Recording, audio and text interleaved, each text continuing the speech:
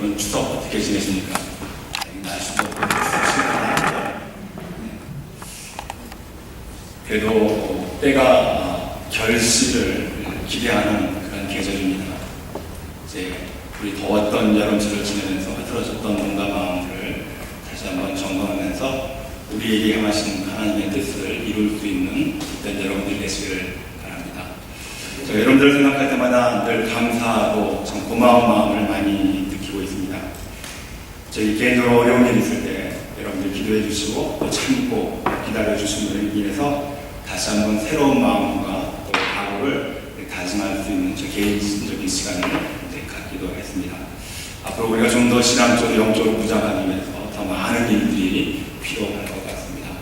서로 기도하는 가운데에서 믿고 신뢰하면서 우리에게 향하신 또 우리 교회에 향하신 하나님의 큰 뜻을 이루어갈 수 있는 저와 여러분 또 우리 한 사람 교회가 되기를 바랍니다. 오늘 본문의 말씀을 읽다 보면 얼마나 신이 납니까? 병든 사람들이 낫고 의인의 기도가 간구하는 힘이 크다. 그렇게 우리에게 전해주고 있습니다. 우리 모두가 오늘 이 본문의 말씀처럼 기도할 때마다 간구하는 역사가 큰 능력이 나타나시기를 주님으로 간절히 축복합니다. 그러면은 오늘 본문의 말씀처럼 이렇게 신나고 우리가 기도할 때마다 이러한 놀라운 일들이 일어나는데 그 원리가 뭐냐는 것이죠. 그래서 우리가 오늘 본문 속에서 나타난 이런 신나는 야곱과 사도가 말씀하고 있는 초대교회 성도들, 여러분 한번 생각해보세요. 예수 믿는 것 때문에 붙잡혀가서 사자에 가게 되고 또 로마의 군사들에게 창칼에 찔리고 사람을 당하고 또 같은 동족 유대인들에게 멸시를 당하고 천대를 당하는 그런 상황 속에서 예수 믿는다. 쉽지 않은 일입니다. 네, 그런 가운데서도 희망을 주고 기도하라 라고 말씀하고 있는 이 야고보 사도, 이 힘있는 선포의 능력이 어디에서 나오는가? 우리가 본문 말씀 속에서 하나둘씩 찾아가면서 우리의 삶 속에서도 이와 같은 기도하면서 나타나는 하나님의 능력으로 말미암아 기뻐하고 즐거워할 수 있는 저와 여러분들의 삶이 되었으면 얼마나 좋겠습니까? 오늘 그런 기대와 희망을 가지시고 오늘 본문 말씀을 하나하나씩 살펴보도록 하겠습니다. 첫째로 기도할 때마다 놀라운 일들이 나타날 수 있는 그 비결의 첫 번째는요, 믿음의 기도라는 것이죠. 오늘 본문의 말씀 가운데서 15절 말씀이 이렇게 우리에게 증거하고 있습니다. 믿음의 기도는 믿음으로 지어야 한다는 것이죠.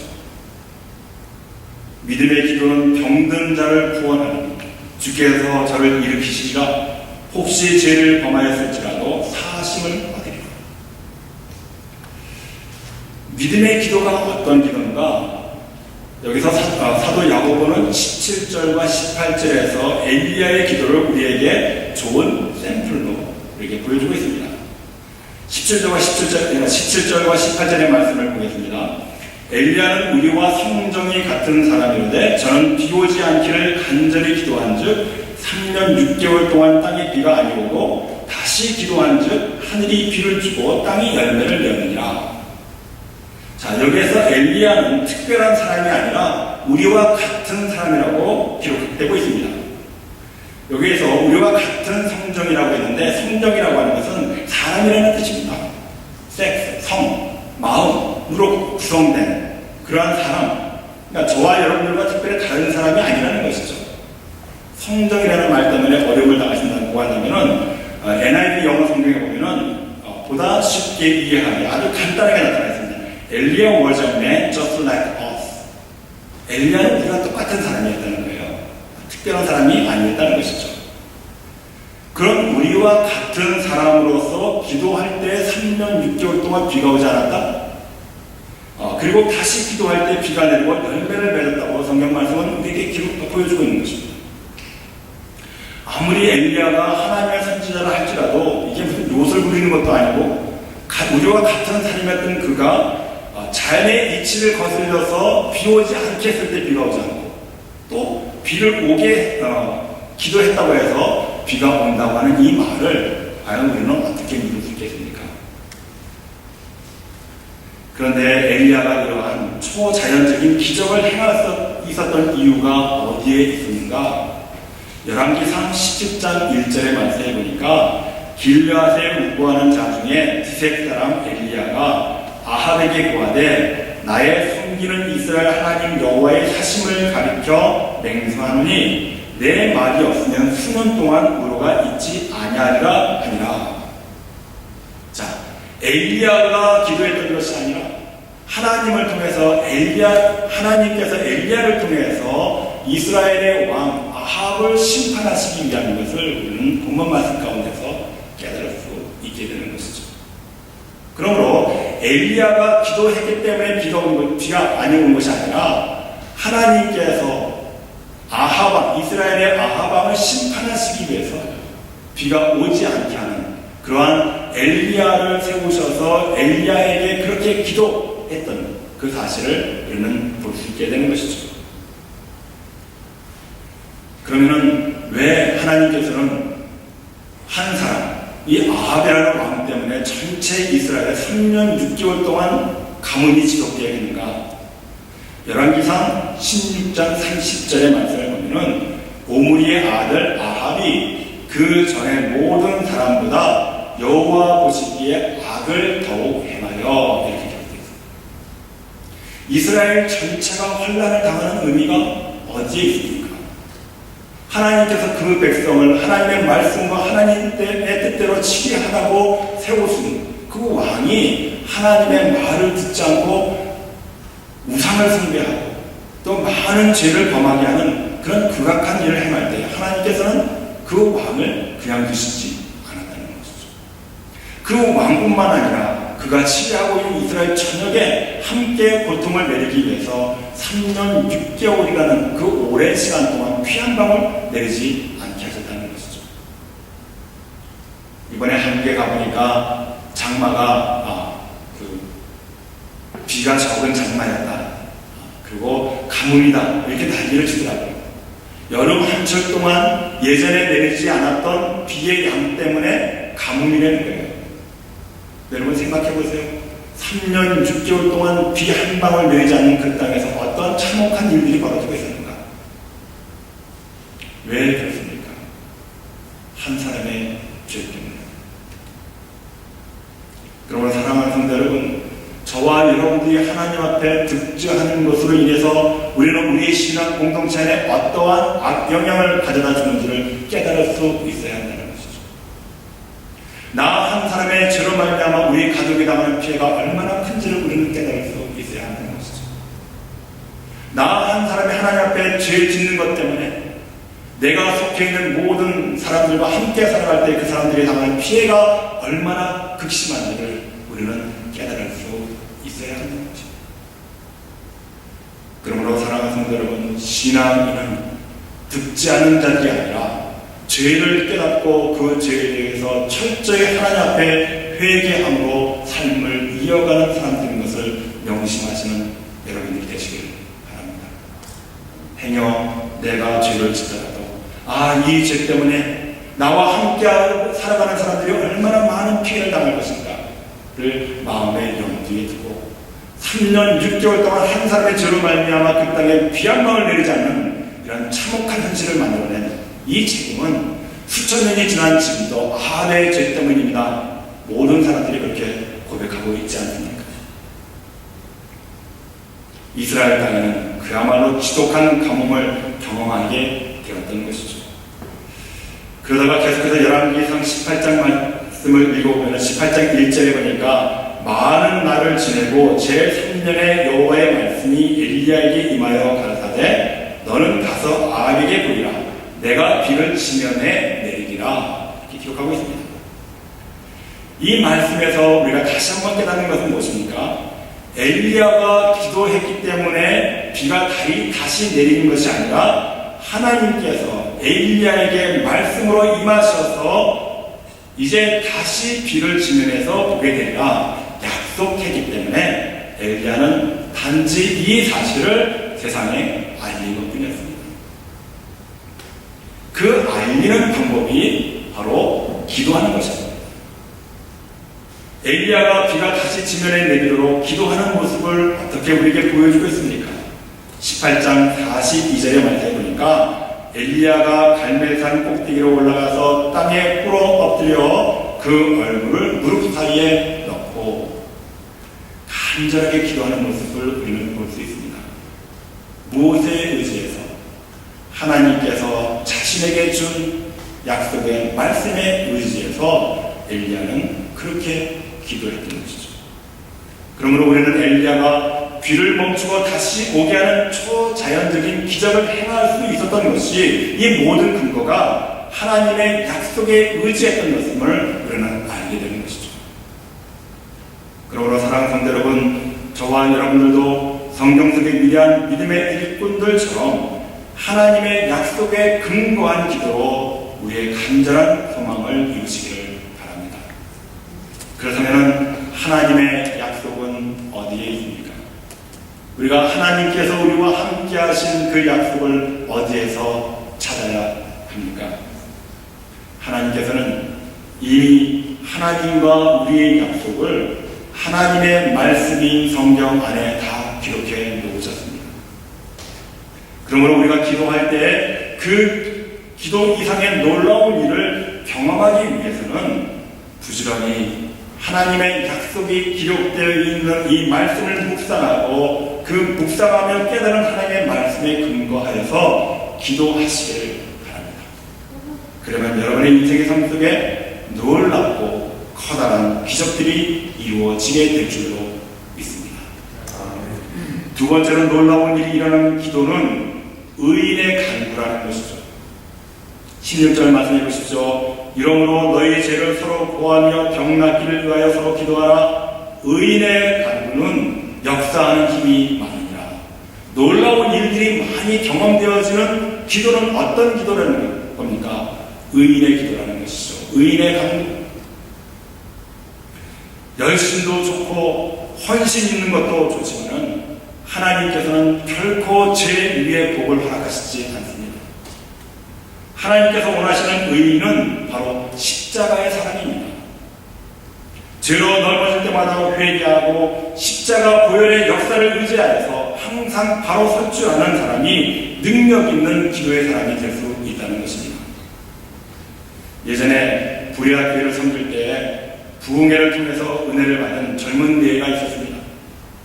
그런데 은혜를 받기 전까지 남편은 친구들과 모여서 술 마시고 꼭 술 마시면 그 끝에 노름판이 벌어지고 밤이 늦게까지 그렇게 시간을 보냈던 사람이었습니다. 그런데 어느 날 부흥회에 참석해서 이 젊은 부부가 은혜를 받았어요. 은혜를 받았을 뿐만 아니라 헌신하고자 다짐하는 사람이 일어서고 때 벌떡 일어섰습니다.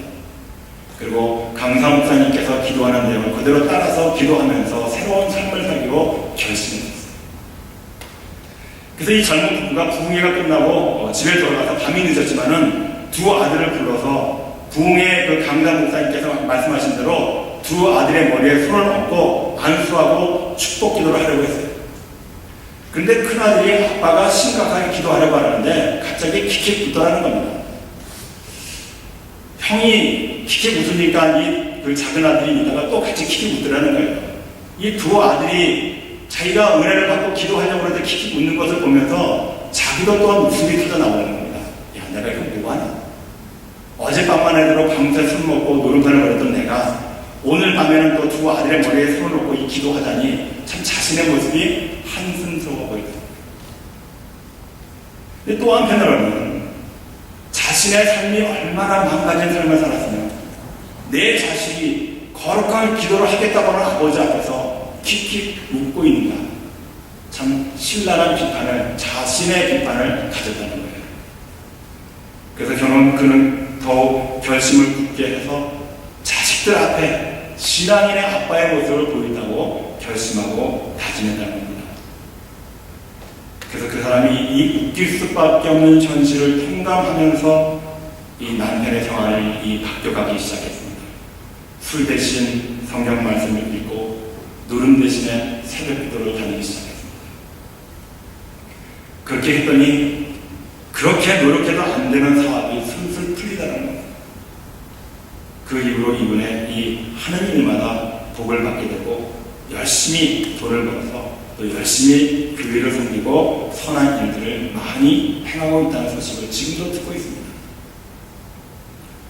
그러므로 사랑하는 성도 여러분, 여러분의 인생의 삶 속에서도 기대하는 것을 기대하고 꼭 이루시기를 원하신다면 무엇보다도 먼저 내 심령 속에 하나님께서 내가 지은 죄를 용서받는 회개가 우선되어야 한다는 것이죠.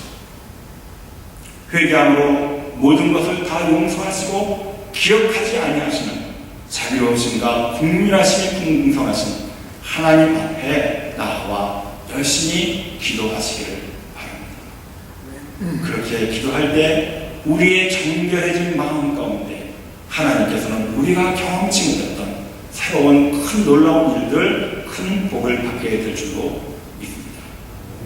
셋째로 놀라운 일이 일어나는 기도는 서로 함께하는 기도라는 것이죠. 16절의 말씀을 다시 보면은 너희의 죄를 서로 구하며 병 낫기를 위하여 서로 기도하라. 자, 여기서 죄를 서로 구하라는 거예요. 여러분 그럴 수 있으세요? 내가 어저께 남의 집에 들어가서 좋아 보이는 것이 있어서 슬쩍 했는데 오늘 교회에 와서 내가 어저께 그렇게 못된 짓을 했습니다. 여러분 그렇게 고백할 수 있겠습니까?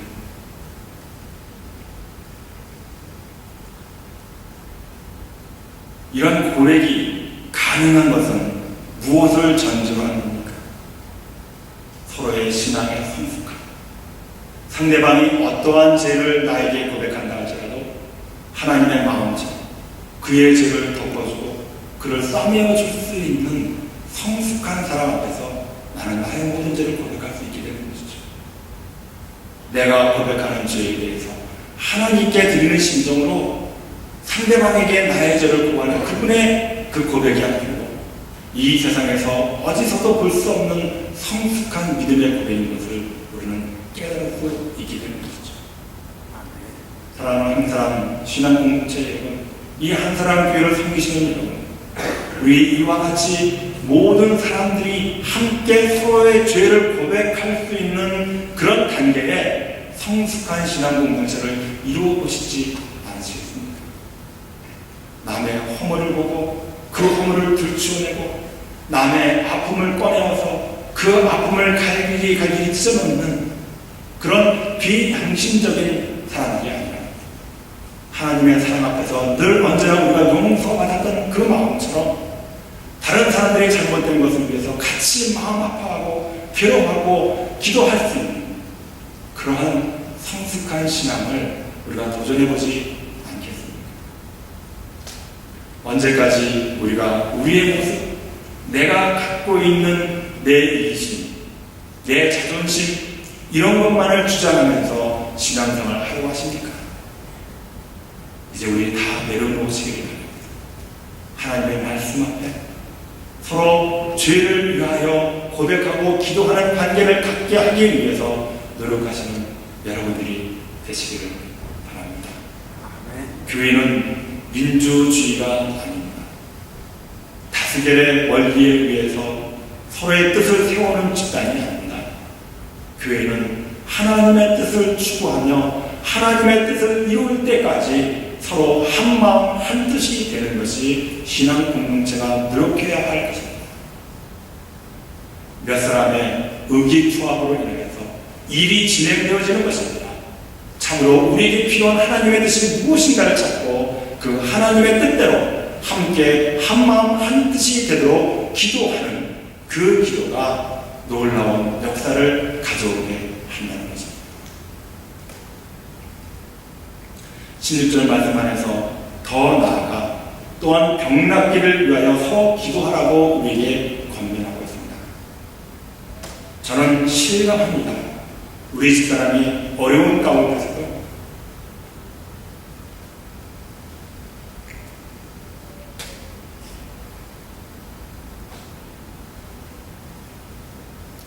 그 힘든 상황을 극복하고 이겨나갈 수 있었던 것은 여러분들의 사랑 때문입니다.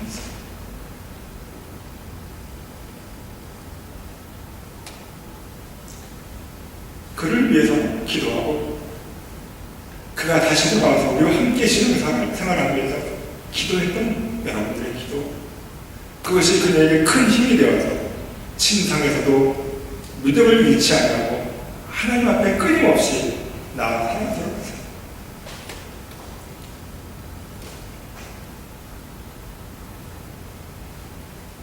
우리 한사람교회 성도들과 함께 다시 신앙생활 하면서 그렇게 하나님 도와주세요.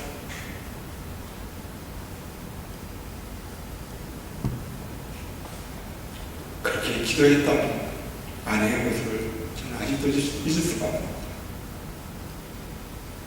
비록 우리와 함께 하고 있지 못하지만 끝까지 놓지 않고 포기하지 않고 기도했던 여러분들 때문에 그녀가 행복하게 하나님 나라로 갈 수 있었던 것을 저는 또한 생각하게 됩니다.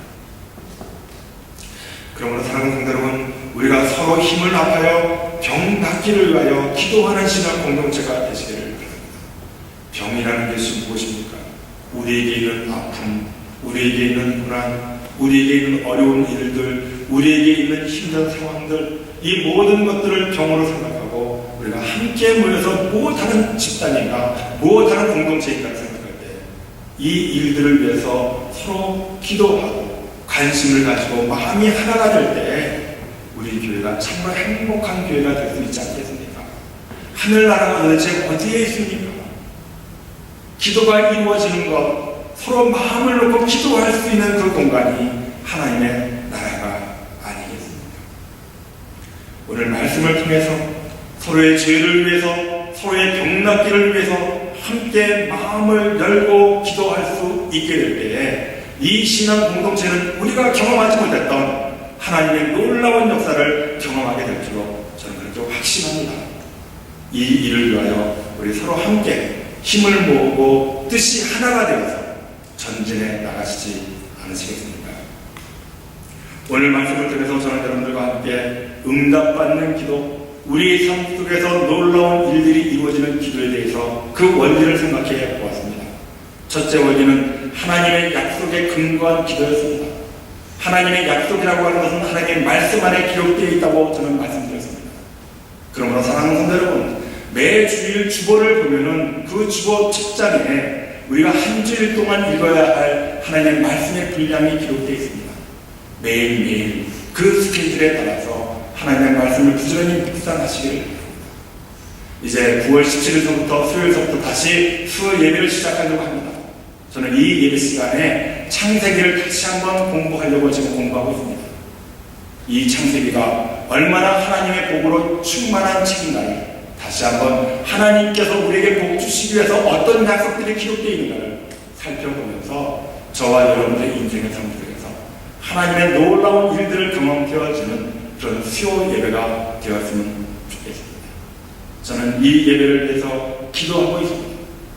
여러분, 힘들더라도 어렵더라도 우리가 서로 함께 모여서 예배하고 하나님의 말씀을 깨닫고 그 깨달아진 말씀 속으로 기도하는 저와 여러분들이 되셔서 여러분들의 인생의 삶 속에서 이제까지 경험하지 못했던 엄청난 축복을 경험하면서 그것들을 간증하시는 여러분들 되시기를 바랍니다. 응답받는 기도의 두 번째 원리는 의인의 기도라고 했습니다. 우리가 어떻게 의인이 될 수 있겠습니까? 완전한 의인이 될 수 없더라도 우리는 우리의 죄를 용서받을 수 있는 기회가 있다는 것이죠. 그 기회가 어느 때입니까?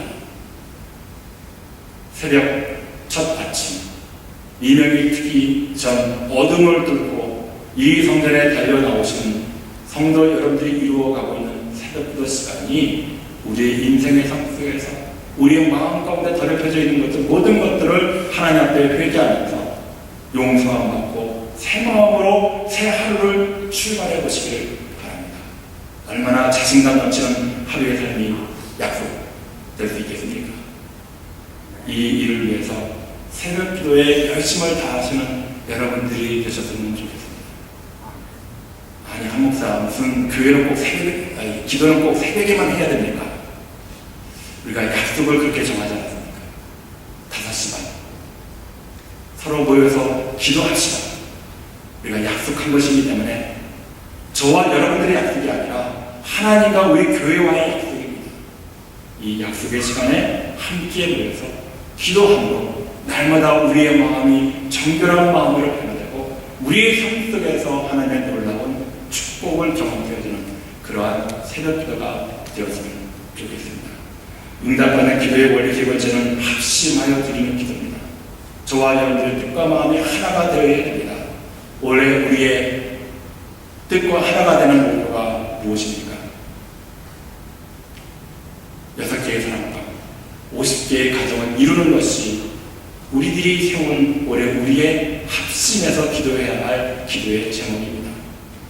이것을 누구 한 사람에게만 맡기는 것이 아니라 우리 모두가 이 일을 위해서 땀을 흘리고 헌신함을 위해서 올해 우리 교회 안에 우리가 세운 이 목표를 이룰 때 우리의 자신감 또 우리가 하나님 앞에 기도드렸던 이 기도의 내용들에 감사하는 찬양이 얼마나 더 크고 강렬하게 나타나겠습니까? 우리가 그날을 바라보면서 무섭고 힘들고 어렵지만 참고 견디고 인내하시고 성경 공부 열심히 하시고 새벽기도 열심히 참석하셔서 모든 것 다 잊으시고 하나님의 뜻이 우리 한 사람 교회를 통해서 어떻게 역사되어지는지 그것을 바라보는 엘리야가 기도할 때 비 오지 않냐고 다시 기도했을 때 3년 6개월이 지나서 비가 다시 내리듯이 우리 인생의 삶 속에서도 우리가 사는 세상 속에서도 내가 하나님의 뜻대로 기도할 때 이루어져가는 그런 과정 속에서 느껴지는 기쁨을 경험하시면서 아름다운 신앙생활을 감당하시는 복된 여러분들 되시기를 주여 간절히 축복합니다. 기도하시겠습니다.